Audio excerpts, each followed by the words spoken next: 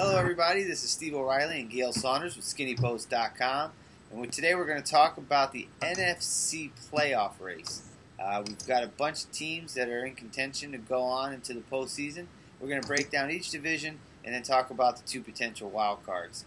Gayle, let's start with the NFC West. We have a couple teams out there that are under 500, but yet are still in good position to make it into the postseason if they win the West. Who do you see coming out of that division as your winner? And does the other team have a shot at a wild card? My winner out of the division, I got to go with St. Louis. If you look at their schedule, they have Kansas City next week, San Fran, and they close it out in Seattle. So they have two tough in division, in the two games in the division. But I don't think there's going to be a team coming out of the West as a wild card. The records aren't too hot there. I think those wild card spots are going to be taken up by either the Giants, the Saints, or the Eagles, or Green Bay. So yeah, those are all good teams with good records, and it's like you said, the loser of that division, probably won't get to the wild card. But it would be really interesting if they both won their next two games and then faced in the final game of the year for all the marbles. That would be pretty neat to see, if that would shake down like that. They do play each other at the very end of the year, right? I do believe. Who's that? They do play each other at the very end of the year, right? Who's that? Seattle and St. Louis? Yeah, they do. Yeah, so that would be pretty cool. Let's go ahead and jump up to the NFC North. Let's talk about the looks like it's a two-team race. The other two teams are mathematically eliminated. So it's the Packers and the Bears, a heated rivalry for who moves on and who potentially goes home. Who do you see winning that, and why? Right now, I'm gonna have to go with the Bears. Right now, I think they have the defense to take it down the road here. With Green Bay, I think Green Bay, the situation with Aaron Rodgers, really controls the situation at hand. The word on the street is Saturday will be the day that they know that I think he's going. They're probably on Saturday they're just gonna let him go, and on Sunday he'll play. But Green Bay, they have New England, a tough New England team, who's also trying to get that home field advantage. So they still have a lot to play for. And then they have the New York Giants, and then they finish up with Chicago, which is that's going to be a heated game right there. So they have three tough games, and if Aaron Rodgers is not right, it's Ixnay on the playoffs A for the Packers. So I'm going to go with Chicago here, wrapping that up. I mean, they have Minnesota this week, they have the Jets, and they have Green Bay closing up at home. I just have a feeling Chicago is going to take it on this one. Unless the bad Jay Cutler shows up. That's the key. If he throws 3 or 4 interceptions a game, they're not gonna win. They're in position to win. They have a better defense. They should win. I think they could have it all locked up by the time they see Green Bay again at the end of the year. But potentially their defense could ride them and everything could be great, or Jay Cutler could throw 3 interceptions and that's it. And that could happen. I don't think it will happen, but it could happen. And, the way that they played against New England kind of woke you up a little bit, I think, if you're a Bears fan. Like, okay, we ran with a big dog and we got smacked. So... Well, I picked them to lose that game. I don't think their defense saw an offense that was that complicated, that could confuse them, and who has some nasty tight ends and some speedy receivers. So they took it to them. They just got to tackle better. And cover 2, everything's in front of you. And that's the key. The defense has to step it up, lock them down, let Cutler make 15 to 20 throws. Limit his throws, run the ball. They'll be all right. They'll get in. They'll be all right. Let's jump over to the East now, the conference that hosts the Eagles and the Giants. Big game coming up. Obviously, there's a lot on the line. I know you like the Eagles for obvious reasons. You're a diehard Eagles fan, and you see them taking control of that division. What specifically about the Eagles makes you feel the most confident that they're going to win the East? Right now they're playing good team ball all around the. Their defense is playing decent.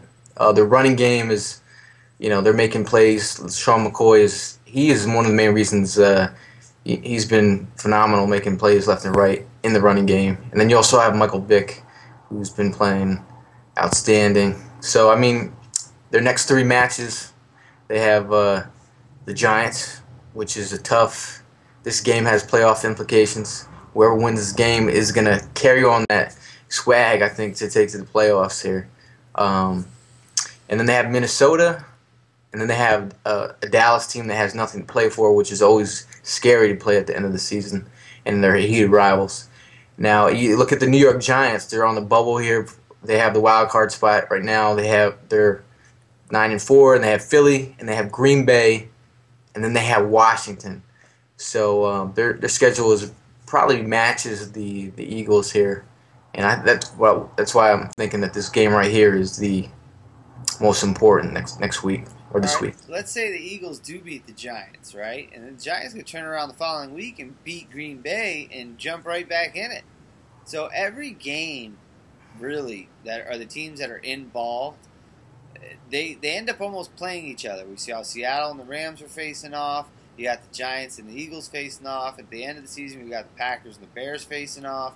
So it's just so tight. It really could go any way. It's so. I've never seen a year that was so close in almost every race. There was like neck and neck. Usually there's always one team that was clear-cut winner. That's it. They're going to win it all. But this year it's like, man, every division is so good. It's pretty cool, except for the West, which is terrible. Anyway. Well, look at Arizona last year. Yeah, they get hot at the end of the year. You get in sometimes. Yeah. Never know. Let's talk about the teams that have the best record in the NFC, and they're in the NFC South. You got the 10-3 New Orleans Saints, Super Bowl champions, and you have the 11-2 Atlanta Falcons. Both are playing great football, and also you have the 8-5 Bucks, which they got a lot of fighting to do, but mathematically they're not out of it yet. So there's still hope.